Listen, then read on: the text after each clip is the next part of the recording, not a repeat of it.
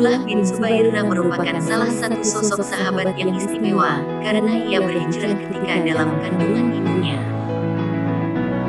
Ibunya pun seorang yang istimewa, Asma binti Abu Bakar, yang mempunyai peran besar ketika Nabi SAW dan ayahnya dalam awal hijrah dicari-cari oleh orang kafir Quraisy untuk dibunuh. Ayahnya adalah seorang sahabat yang dijamin masuk surga ketika masih hidup, salah satu dari 10 sahabat, Zubair bin Awam. Allah menambah keistimewaannya karena ia menjadi bayi pertama yang lahir di masa hijrah. Tidak bisa dibayangkan bagaimana beratnya Asma binti Abu Bakar berhijrah. Ia dalam keadaan hamil tua ketika harus menempuh panasnya padang pasir sejauh hampir 500 km. Ketika baru beberapa hari di Kuba, ia melahirkan dan bayinya dibawa kepada Nabi SAW. Beliau mengecup pipi dan mulutnya, hingga air liur Rasulullah SAW memasuki rongga mulutnya, dan memberi nama Abdullah. Tidak cukup sampai di situ saja, seluruh kaum muslimin, baik muhajirin atau ansar, menggendong bayi Abdullah ini keliling kota Madinah sambil mengumandangkan tahlil dan takbir. Apa yang sebenarnya terjadi? Ternyata, beberapa waktu sebelumnya orang-orang Yahudi menyebarkan berita bahwa dukun-dukun mereka telah menyihir kaum muslimin hingga menjadi mandul. Bagi penduduk Madinah, ancaman ini bukan hal sepele, karena selama ini mereka menganggap kaum Yahudi sebagai orang yang dekat dengan Tuhan. Tetapi dengan kelahiran Abdullah ini, mereka memperoleh bukti bahwa orang-orang Yahudi tersebut hanya menyebarkan kabar bohong semata. Ibnu Zubair hanya dalam masa kanak-kanak ketika Rasulullah SAW masih hidup, tetapi itu cukup membuatnya tumbuh menjadi pribadi yang kokoh dan teguh dengan keislaman, sebagaimana kedua orang tuanya. Ia berbayat kepada Nabi SAW ketika masih berusia 7 tahun, dan beliau menerima bayatnya, padahal biasanya beliau tidak mau menerima bayat dari anak-anak. Ia tumbuh menjadi seorang ahli ibadah sebagaimana orang tuanya, dan sahabat-sahabat senior Nabi SAW lainnya. Kesehariannya banyak diisinya dengan membaca dan mengkaji Al-Quran, serta sunnah Nabi SAW, memperbanyak ibadah dan berpuasa di hari-hari yang panas karena rasa takutnya kepada Allah. Ketika sedang salat, yakni saat sedang rukuk dan sujud, tak jarang burung-burung dara bertengger di punggungnya tanpa sedikit pun merasa terganggu salatnya. Suatu ketika Rasulullah SAW berbekam, dan menyuruh Ibnu Zubair untuk membuang atau mengubur darah yang dikeluarkan dari kepala beliau. Ibnu Zubair membawanya, tetapi bukannya membuang, ia justru meminumnya. Ketika Nabi SAW kemudian mengetahuinya, beliau bertanya, "Wahai Abdullah, engkau kemanakan darah bekamku tadi?" Ibnu Zubair berkata, "Aku kuburkan di tempat yang paling tersembunyi, ya Rasulullah." Nabi SAW yang telah mengetahui apa yang dilakukan Ibnu Zubair hanya tersenyum, lalu bersabda, "Orang yang di dalamnya mengalir darahku, maka dia tidak akan disentuh api neraka." Sesaat Rasulullah SAW tercenung, seperti menerawang jauh, kemudian bersabda lagi, "Tetapi bagaimanapun engkau akan membunuh orang, atau orang itu yang akan membunuhmu." Sabda Nabi SAW semacam ramalan bagaimana akhir kehidupan Ibnu Zubair. Bahkan saat kelahirannya, beliau pernah mengibaratkan bahwa Ibnu Zubair ini seperti seekor domba yang dikelilingi harimau yang berbulu domba. Pada masa Khalifah Utsman bin Affan, ia bergabung dengan pasukan Muslim yang dipersiapkan untuk menyerang pasukan Romawi yang berjumlah 200.000 orang, sementara pasukan Muslim sendiri hanya 20.000 orang. Pimpinan pasukan adalah Gubernur Mesir, Abdullah bin Abi Sarah. Pasukan ini ditujukan untuk membebaskan Afrika, Andalusia dan Konstantinopel dari penjajahan dan tirani Romawi. Pimpinan pasukan Romawi yang bernama Jarjir mengadakan sayembara, barang siapa bisa membunuh Abdullah bin Abi Sarah, ia berhak memperoleh hadiah sebesar 100.000 dinar dan menikahi anaknya. Sayembara ini disebarkan juga di kalangan kaum muslim. Abdullah bin Zubair melihat bahaya adu domba ini dalam strategi Jarjir itu. Karena itu dengan persetujuan komandannya, ia membuat sayembara tandingan. Ia berkata, "Kita tidak perlu khawatir, kita juga mengumumkan bahwa barang siapa yang bisa membunuh Jarjir, ia memperoleh hadiah 100.000 dinar dan berhak menikahi putrinya." Ternyata tidak mudah membangkitkan semangat pasukan muslim hanya dengan sekedar sayembara tandingan seperti itu. Karena itu, Abdullah bin Zubair bersama sekelompok sahabat dan temannya menjadi pasukan perintis untuk menjebol pagar betis pasukan Romawi yang berlipat 10 kali lipat banyaknya tersebut. Ia berkata kepada pasukan perintis yang mendukungnya, "Lindungilah punggungku, dan marilah menyerbu musuh bersamaku." Pasukan ini berhasil membelah pasukan Romawi, dan terus merangsek maju menuju satu titik, yakni tempat pengendali dan komandan pasukan, Jarjir. Seolah bahtera yang membelah gelombang, pasukan perintis ini seolah tidak terbendung hingga akhirnya sampai berhadapan dengan Jarjir. Abdullah bin Zubair sendiri yang bertempur dengan komandan pasukan Romawi yang ditakuti itu, dan akhirnya ia berhasil membunuhnya. Panji-panji Islam berkibar di pusat komando pasukan Romawi, dan pasukan Muslim yang terus bergerak di belakangnya juga berhasil memporak-porandakan pasukan Romawi lainnya. Kemenangan yang gemilang ini tak lepas dari peran dan keberanian Abdullah bin Zubair. Karena itu Abdullah bin Abi Sarah, komandan pasukan Muslim, memberikan kehormatan kepadanya untuk menyampaikan sendiri berita kemenangan ini kepada Khalifah Utsman di Madinah. Abdullah bin Zubair tidak bisa menghindar ketika ia dihadapkan pada suasana fitnah setelah wafatnya Khalifah Utsman.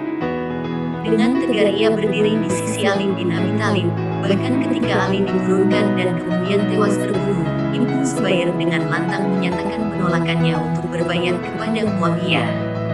Ketika Muawiyah membayat anaknya, Yazid bin Muawiyah untuk menjadi khalifah penggantinya, dengan tegas pula ia menolaknya. Walau berbagai ancaman ditujukan pada dirinya, ia berkata, "Sampai kapanpun dan bagaimanapun aku tidak akan berbayat kepada si pemabuk itu."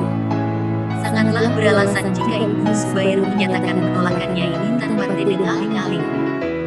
Kalau terhadap ayahnya, Muawiyah, masih ada penghargaannya sebagai sahabat Nabi SAW dengan berbagai kebaikan dan kelebihannya, di samping beberapa kekurangannya.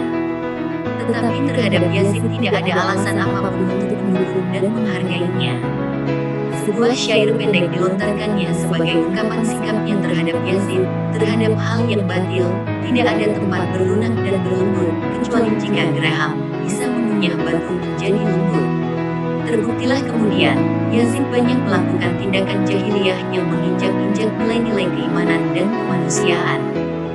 Ia sama sekali tidak mengindahkan ajaran-ajaran Islam dan kecintaan kepada Nabi SAW, sebaliknya, hanya memperturutkan hawa nafsu dan ambisi kekuasaannya semata. Pembantaian Husain bin Ali, cucu Rasulullah SAW di Padang Karbala, beserta keluarganya dan para pengikutnya, penyerangan kota Madinah yang terkenal dengan peristiwa Hara, dan akhirnya penyerangan kota Makkah, semua itu diarsiteki oleh Yazid bin Muawiyah. Peristiwa-peristiwa ini merupakan sisi kelam dalam sejarah perkembangan Islam. Setelah sikap penolakannya terhadap Yazid ini, Abdullah bin Zubair pindah ke Makkah, begitu juga dengan Husain bin Ali yang juga dengan tegas menyatakan penolakannya. Ia ingin mengisi waktunya dengan lebih banyak ibadah, dan meninggalkan suasana politik yang penuh fitnah. Tetapi pena takdir telah menetapkan ia harus mengarungi jalan dan suasana tersebut untuk menemukan syahidnya.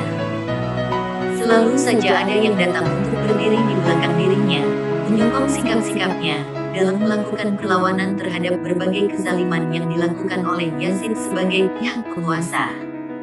Walau niatnya menghabiskan waktu untuk ibadah, tetapi Abdullah bin Zubair tak ubahnya seorang pemimpin di antara orang-orang yang juga beribadah bersamanya. Tetapi, ternyata tidak semua pengikutnya itu memiliki niat tulus untuk menegakkan kebenaran semata-mata, seperti apa yang digambarkan dan diramalkan Nabi SAW saat kelahirannya. Ia laksana domba di antara harimau yang berbulu domba. Setelah peristiwa Karbala, penduduk Madinah, yang sebagian besar adalah sahabat Ansar dan keturunannya, mulai menyatakan penolakannya dengan tegas atas kekhalifahan Yazid. Karena itu Yazid mengirim pasukan besar untuk menyerang Madinah, dan setelah itu diperintahkan menyerang Abdullah bin Zubair di Makkah. Pada saat terjadi penyerangan Makkah dengan Manjani, di mana penutup dan sebagian besar bagian Ka'bah terbakar, datanglah kabar dari Syam bahwa Yazid mati. Pasukan itu pun kembali ke Syam sebelum sempat menangkap atau membunuh Abdullah bin Zubair. Masyarakat Hijaz dan sekitarnya membayat Abdullah bin Zubair sebagai khalifah setelah kematian Yazid. Sementara itu, Bani Umayyah mengangkat putra Yazid, Muawiyah bin Yazid sebagai khalifah. Muawiyah ini sangat berbeda dengan ayahnya. Ia seorang pemuda yang saleh, yang menghabiskan waktunya dengan ibadah. Seolah Allah ingin menjaga kebaikannya ini, ia dalam keadaan sakit ketika ayahnya meninggal, dan tetap dalam keadaan sakit selama 40 hari atau 2 bulan dalam riwayat lainnya, dan tetap tinggal di tempat tidurnya sampai ajal menjemputnya. Marwan bin Hakam mengangkat dirinya sebagai khalifah penerus Bani Umayyah, dan menjelang kematiannya, ia menunjuk putranya Abdul Malik bin Marwan sebagai penggantinya. Abdul Malik ini membentuk pasukan besar berjumlah 40.000 orang di bawah kepemimpinan Hajjaj bin Yusuf as-Saqafi untuk menyerang Ibnu Zubair di Makkah. Pasukan ini melakukan pengempungan Makkah selama berbulan-bulan sambil menyerangnya dengan manjani. Akibat pengempungan ini, sebagian besar anggota pasukan Ibnu Zubair menyerah atau membelot ke pasukan Hajjaj karena kekurangan makanan dan kelaparan. Tetapi ada juga yang berkhianat karena tergiur dengan berbagai tawaran kenikmatan duniawi yang ditawarkan oleh Hajjaj. Pengikut yang setia mendampingi Ibnu Zubair makin sedikit saja, tetapi yang justru dikhawatirkan Ibnu Zubair adalah keselamatan para pengikutnya tersebut.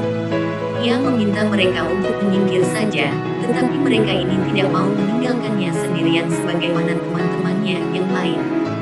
Mereka siap mempertaruhkan nyawanya asalkan tetap diizinkan untuk mendampinginya.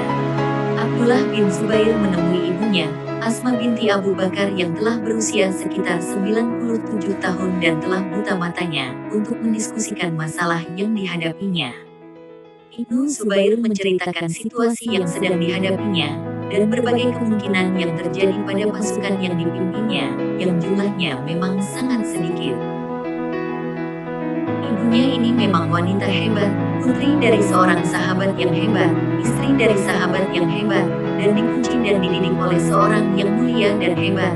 Nabi Sokarena perannya ketika membantu Rasulullah dan ayahnya ketika bersembunyi di Gua Sur, sebelum kemudian hijrah ke Madinah, beliau memberikan gelar kepadanya Zatul Mintakain.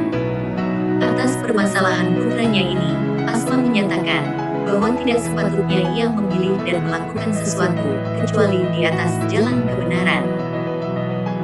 Tidak ada kampus menyerah dan mundur dari perjuangan hanya karena terlalu kuatnya musuh, terlebih lagi karena terpikat oleh tawaran kenikmatan duniawiyah.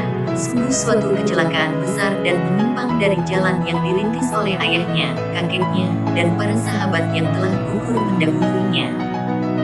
Abdullah bin Zubair berkata kepada ibunya, "Wahai ibu, saya juga meyakini seperti itu, hanya saja saya khawatir, orang-orang Syam itu akan menyalib dan menyayat-nyayat tubuhku setelah mereka membunuhku." Memang, sebenarnya yang dikhawatirkan adalah perasaan ibunya kalau jasadnya akan diperlakukan dengan sangat biadab seperti yang telah biasa mereka lakukan sebelumnya, misalnya yang terjadi pada peristiwa Karbala dan Hara. Apalagi pemimpin pasukan Syam itu, Hajjaj bin Yusuf as-Saqafi terkenal sebagai orang yang sangat kejam dan biadab, sangat jauh dari akhlak Islam walau dia pemeluk Islam. Namun, Ibnu Zubair memperoleh jawaban yang tidak tersangka-sangka dan sangat luar biasa dari ibunya. "Wahai anakku, sesungguhnya kambing itu tidak merasakan sakit walau dikuliti setelah disembelih. Teruskan langkahmu dan mintalah pertolongan kepada Allah." Asma hendak memeluk putranya tersebut untuk terakhir kali, tetapi tangannya menyentuh baju besi yang dipakai Ibnu Zubair. Segera saja ia berkata, "Apa-apaan ini Abdullah? Orang yang memakai ini, hanyalah mereka yang tidak menginginkan apa yang sebenarnya engkau inginkan, yakni kesyahidan." Abdullah bin Zubair segera melepas baju besi tersebut kemudian berpelukan dengan ibunya. Asma mengucapkan beberapa patah doa sebagai pengiring dan penyemangat anaknya untuk terakhir kalinya. Ibnu Zubair beranjak menuju sisa pasukan yang setia mendampinginya. Kemudian mereka menyerang pasukan Hajjaj dan terjadi pertempuran tidak seimbang yang akhirnya mengantar Ibnu Zubair dan pasukannya menuju gerbang kesyahidan. Dan seperti telah diperkirakan oleh Ibnu Zubair, Hajjaj menyalib dan menyayat tubuhnya yang telah kaku. Namun semua itu tidaklah menjadikannya tercela, justru menambah kemuliaan.